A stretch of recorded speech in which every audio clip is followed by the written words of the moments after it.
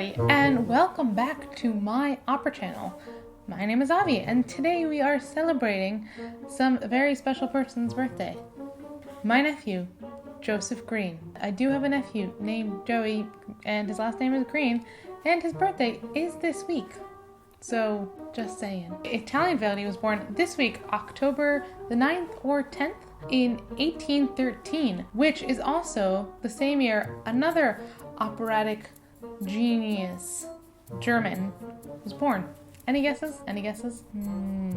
Anyway, as it is becoming customary on this channel, we are going to say my top 6 must-see picks of this composer. Now, this was extremely hard with Verdi because he wrote 26 operas, and out of them, pretty much 20 of them are good and are all very often performed, so it's very hard to say, oh, well, this one's not performed very often, but it's still very good. No, they're always everywhere. They're just always being performed. So without further ado, I will try to pick out 6 for you. I might stray. The Shakespeareans. Now, although Verdi did not speak any English whatsoever, he loved Shakespeare so much, and he felt that Shakespeare's work needed to be performed in a certain way, and operas needed to be written about them in a very specific way. But he did write 4 Shakespeare operas. 1, Falstaff, which he wrote in 1893. You might also recognize it as the Merry Wives of Windsor, where a group of women just put to place the most disgusting man that they know. It is hilarious. It's a comedy, and you just can't not smile and enjoy yourself while watching this opera. Macbeth. Now, I have a fun fact with this one, which I'm going to read out from the website that I found it, because we don't want to get it wrong. So my source is the New York Review. Verdi could not speak English himself, though his wife, who helped him, could, but he carefully compared the latest and best recent translations, some made by his friends or acquaintances. So basically he never trusted his wife either, but whatever. For Macbeth, he cut the play down to opera size himself, creating a prose synopsis for his librettist, Francesco Maria Piave, who composed many other things with Verdi, to verify. He was dissatisfied with Piave's work, correcting it, adding suggestions, above all, trimming it. Few words. Finally, in his exasperation with Piave, he had his scholar friend, André Maffei, an expert translator, correct portions of the libretto. Lady Macbeth's aria, La Luce Langua, he translated directly from Shakespeare. All by himself. I don't know how I did that because I didn't speak English. But yes, Macbeth, 1847.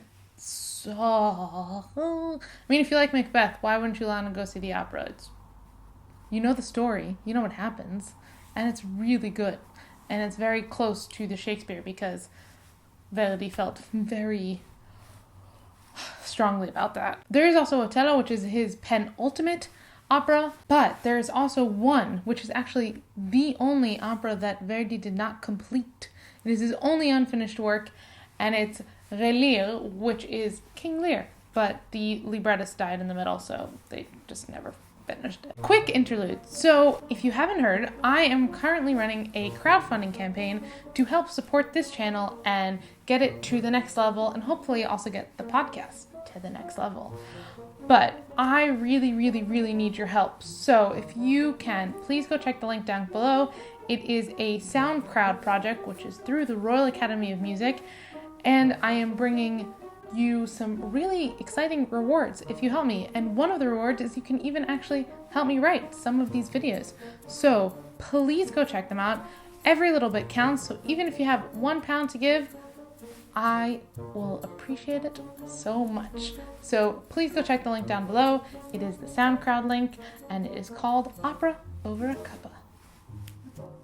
Anyway, back to Verdi. Aida.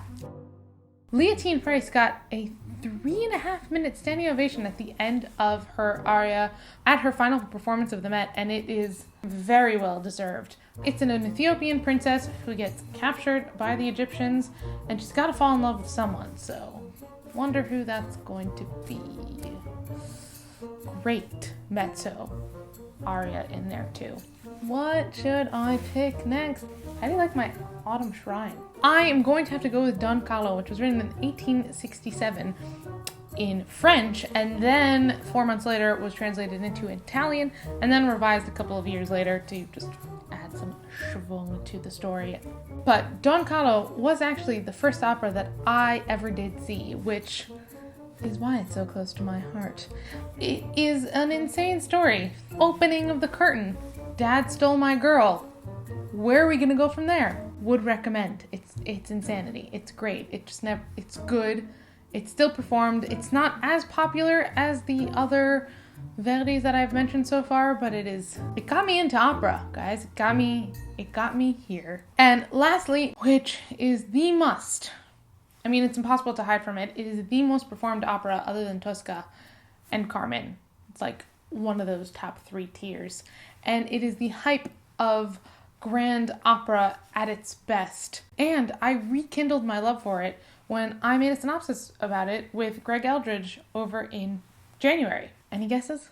La Traviata from 1853. It's all the reasons that I just said and more. It's glitz and glamour, and you can find it anywhere, and it is so beautiful. Okay, now I have to do a major shout out to a couple more operas. Even though it's more than 6, there's just too many Verdis that I can pick, and that is Rigoletto, Il Trovatore, and Nabucco. And obviously there are more. There are more. There's just so many great Verdis out there, and please leave in the comments box below which are your favorite, or top 5 must-see, top 6, because that's what this is. Which are your top 6 must-see Verdi operas? I'm intrigued. What do you guys want to see? Should we change up the Verdi repertoire and stop performing Rigoletto every year and start doing Luisa Miller more often? Well, what's your opinion? I definitely want to see more of Aida, actually. That's all, folks. Thank you so much for watching. I hope you enjoyed this little video. Please let me know in the comments box below what your top picks are. And if you have any ability whatsoever, please help me fund this channel so that we can really just boost it. And if you like any of my videos, just help me make sure that I can keep doing this. Don't forget to like, comment, and subscribe, and hit that little notification bell so you can be notified when a new video comes out, which usually is every single Monday. In the meantime, have a great week. Drink lots and lots of tea, and go see an opera. We'll see you there. Bye now.